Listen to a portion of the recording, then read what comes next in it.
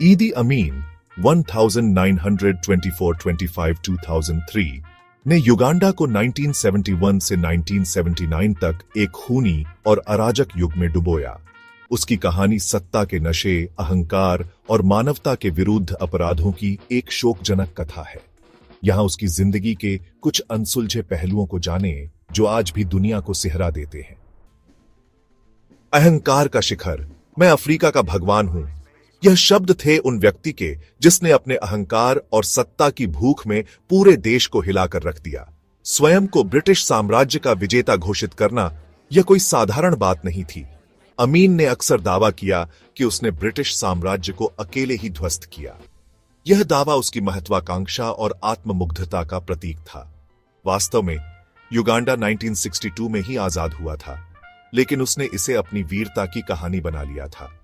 सभी जीवों का राजा, उसने खुद को lord of all the beasts of the earth and fishes of the sea घोषित किया और कहा, मेरी सेना में शेर, हाथी और मगरमच्छ भी हैं। यह उसकी शक्ति और प्रभाव को बढ़ा चढ़ाकर पेश करने का एक तरीका था। उसने अपने अनुयायियों को यह विश्वास दिलाने की कोशिश की कि वह किसी भी चुनौती का सामना कर सकता है। रानी एलिजाबेथ को प्रेम पत्र सच या मिथक, यह एक और कहानी थी जो उसकी सनक को दर्शाती थी। कहा जाता है कि 1975 में उसने ब्रिटेन की रानी को एक पत्र लिखा जिसमें उसने प्रस्ताव रखा कि वे शादी कर लें और युगांडा ब्रिटेन साम्राज्य बनाए। हालांकि इस पत्र का कोई ठोस सबूत नहीं मिला। यह कहानी उसकी अजीबोगरीब हरकतों और सनक को उजागर करती है। इतिहासकारों का मानना है कि यह संभवतः उसकी सनक को दर्शाने वाली एक अफवाह थी, लेकिन इसने उसकी छवि को और भी रहस्यमय और विवादास्पद बना दिया। खूनी शासन, यह एक ऐसा दौर था जब सत्ता के भूखे तानाशाहों ने निर्दोष लोगों पर कहर बरपाया। 3 लाख लोगों का कत्लेआम, जो इतिहास के पन्नों पर खून से लिखा गया। निर्दोष लोगों को बेरहमी से मारा गया और उनके शवों को सामूहिक कब्रों में दफनाया गया। स्टेट रिसर्च ब्यूरो यातनाओं का अड्डा, यह वह जगह थी जहां लोगों को अमानवीय यातनाएं दी जाती थीं। अमीन की गुप्त पुलिस एसआरबी ने विरोधियों को नक्कीवाना डंप, कंपाला का एक कचरा डंप में ले जाकर यातनाएं दी। यहां लोगों को बुरी तरह पीटा जाता था और उनके साथ अमानवीय व्यवहार किया जाता था। कैदियों को जिंदा जलाया जाता या शेरों के सामने फेंक दिया जाता।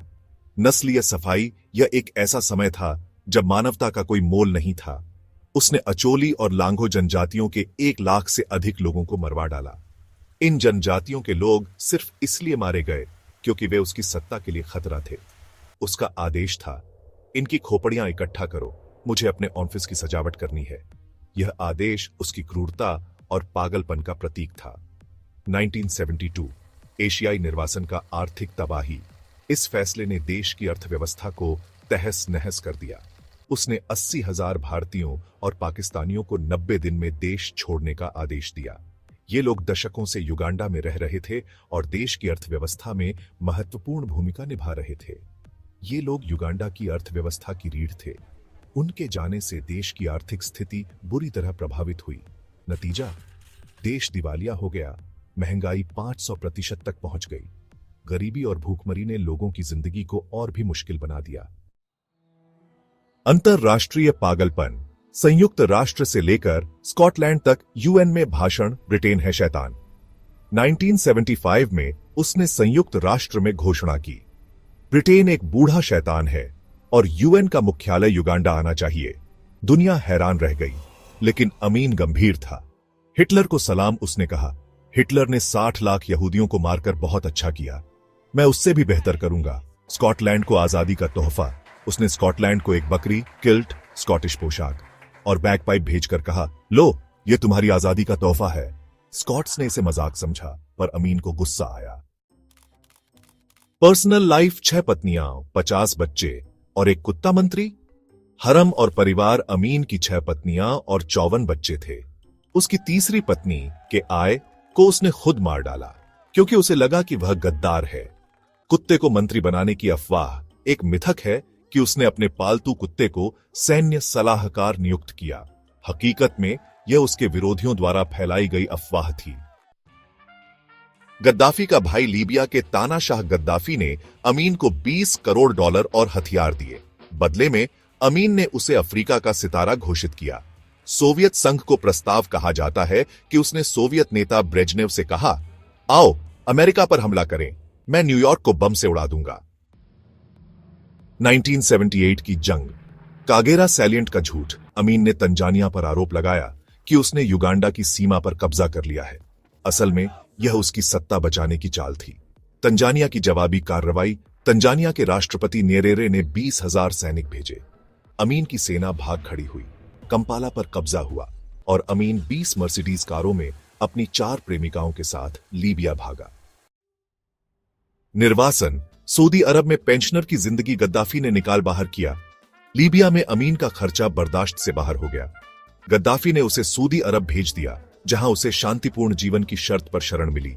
मौत, एक तानाशाह का अंत। 16 अगस्त 2003 को किडनी फेल होने से उसकी मौत हुई। सऊदी सरकार ने उसे गुमनामी से दफनाया। उसके अंतिम संस्कार में सिर्फ 30 लोग शामिल हुए। मिथक वर्सेस सच्चाई। क्या अमीन की आत्मा आज भी भटकती है? सोने का सिंहासन या पीतल का झूठ? अमीन का प्रसिद्ध सिंहासन सोने का नहीं बल्कि पीतल का था, जिस पर सोने की परत छड़ी थी। आज यह कंपाला के संग्रहालय में रखा है। फ्रिज में दुश्मनों के सिर। यह अफवाह फैली कि वह दुश्मनों के सिर फ्रिज में रखता था। हकीकत में उसने हजारों लोगों को यातनाएं दी, लेकिन सिरों का संग्रह एक मिथक है। आत्मा का भटकना। युगांडा के कुछ लोग मानते हैं कि उसकी आत्मा उसके पुराने महलों में रोज रात को हंसती है। वैज्ञानिकों के लिए यह एक लोक कथा से ज्यादा कुछ नहीं। सिनेमा और कल्चर। अमीन का काला हीरो बनना। The last king of Scotland 2006। Forest Whitaker ने ऑस्कर जीतकर अमीन के अहंकार और पागलपन को जीवंत किया। फिल्म में दिखाया गया कि कैसे वह एक स्कॉटिश डॉक्टर को अपना निजी सलाहकार बनाता है और फिर उसे मारने की धमकी देता है। एंटेब्बे एयरपोर्ट हाईजैकिंग 1976। अमीन ने फिलिस्तीनी आतंकियों को एयरपोर्ट पर बंधक बनाने में मदद की। इस पर बनी फिल्म रेड सी 2018 में उसे खलनायक दिखाया गया। युगांडा आज। अमीन की विरासत क्या है? युगांडा, एक देश जो कभी अपने खूनी इतिहास के लिए जाना जाता था, आज एक नई पहचान बना रहा है। आर्थिक बर्बादी से उबरना। 1980 के दशक में युगांडा ने IMF की मदद से खुद को संभाला। आर्थिक सुधारों और अंतरराष्ट्रीय सहयोग के माध्यम से युगांडा ने धीरे धीरे अपनी अर्थव्यवस्था को पुनर्जीवित किया।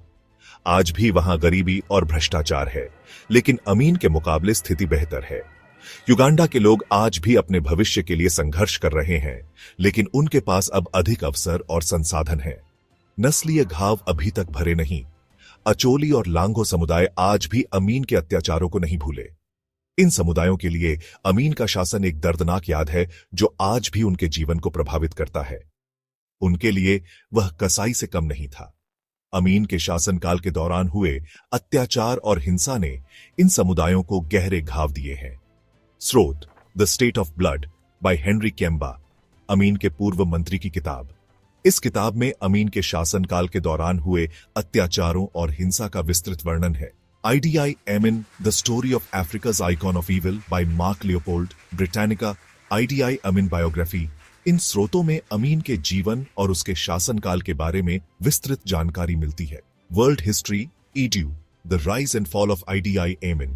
यह स्रोत अमीन के सत्ता में आने और उसके पतन की कहानी को विस्तार से बताता है। IMDb, films about IDI Amin। इन फिल्मों में अमीन के जीवन और उसके शासनकाल के विभिन्न पहलुओं को दिखाया गया है। नोट: यह लेख सत्यापित स्रोतों से बनाया गया है, लेकिन किसी भी भ्रम संशोधन के लिए स्रोतों को जांचना अनिवार्य है। युगांडा का इतिहास जटिल और बहुआयामी है और इसे समझने के लिए विभिन्न स्रोतों का अध्ययन आवश्यक है।